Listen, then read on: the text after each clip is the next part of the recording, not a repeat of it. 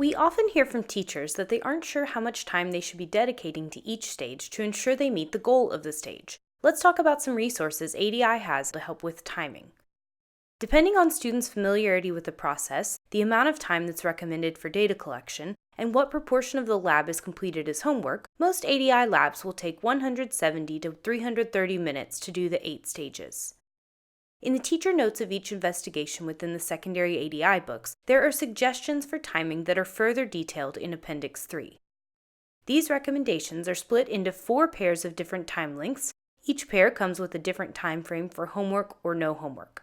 Note that the day recommendations are based on a 50-minute class period, so you may have to shift things around if you have longer or shorter classes. Let's start by talking a little about the timing for each stage, and then we'll dig into some of the differences between these recommended schedules. Stage 1, the introduction, should take approximately 20 to 25 minutes. The intention of this stage is to introduce the phenomenon, task, and ideas students can use in their sense-making. Students are going to be revisiting the reading multiple times throughout the lab, so you don't need to spend too much time on this first go-through. They are working toward mastery of the content over the course of the investigation. For Stage 2, planning and testing, there are lots of possible combinations for timing. In a standard setup, you might give students 30 minutes or so to come up with their plan, and then 30 to 50 minutes to collect data. In some investigations, they will need less time than this, maybe 30 minutes total.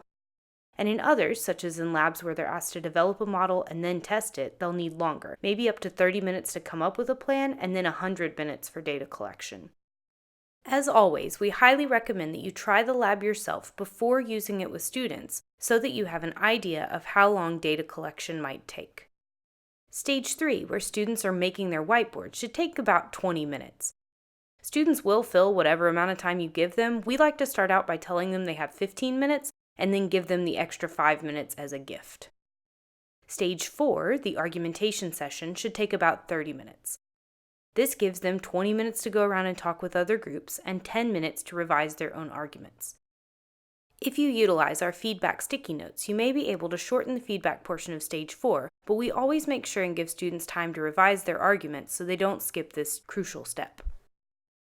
Stage 5, the explicit and reflective discussion, should take about 20 to 30 minutes. This may seem short, but we recommend that you only select 2 to 3 core ideas you're hoping students are working toward, select a picture that generates discussion for each core idea, and then keep it very student conversation focused.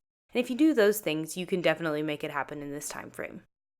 Stage 6, where students write their lab reports, may vary depending on their experience with ADI. We've found that half an hour is a sufficient amount of time for most students to finish their draft, but there may be occasions where they need a little more time, up to 50 minutes or so. This is a stage where you might also consider having students finish their report as homework.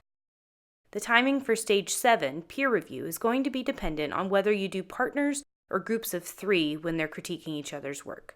If you do the peer review in groups of 3, this might take 45 to 50 minutes. Groups of 2 can typically finish in 30 to 35 minutes. We do not recommend having students do peer review individually, as the discussions that take place are where most of the learning during this stage happens. For Stage 8, where students revise and submit their lab reports, we find giving students about 30 minutes is adequate, especially if students were able to do the draft report on a computer. Many teachers have shared that they give students some time in class to work on this and then have the paper due a few days later so students can revise and finalize as needed. Now, let's look at the timing options from the book. Options A and B follow closely with what we've just discussed, with 80 minutes for Stage 2 and 30 minutes for the writing. This is a solid option for most labs and most classes. Options C and D represent labs with less time needed for data collection, only giving 30 minutes for students to come up with a plan and collect their data. You may also be able to work toward planning for this amount of time with your students as you and they get more experienced with ADI. Options E and F give students about 30 minutes to collect data and 50 minutes to write up their lab report. This represents a nice middle road for data collection and can be a good schedule to use when your students are starting out, as it can take them longer to create things like graphs or diagrams. Options G and H are for those model testing workshops where students need to spend time developing the model and then more time testing. This allots 30 minutes for making a plan and then 100 minutes for developing and testing their model. Please note that you can mix and match these options to make things work for your students, but we do recommend you stay within the guidelines laid out in this video for the best overall experience.